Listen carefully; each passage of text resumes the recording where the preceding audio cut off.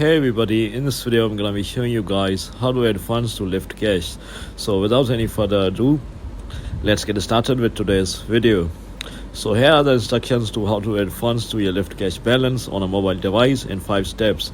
The first step is to open the Lyft mobile app and sign in into your account. The following step is to tap on the menu icon, typically located in the top left corner, and select Lyft Cash. The next step is to go on the Lyft Cash page, tap the add funds button.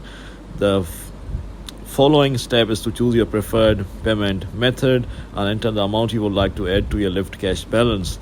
The last but not the least, this step is to review the details and complete a transaction to successfully add funds to your Lyft Cash account.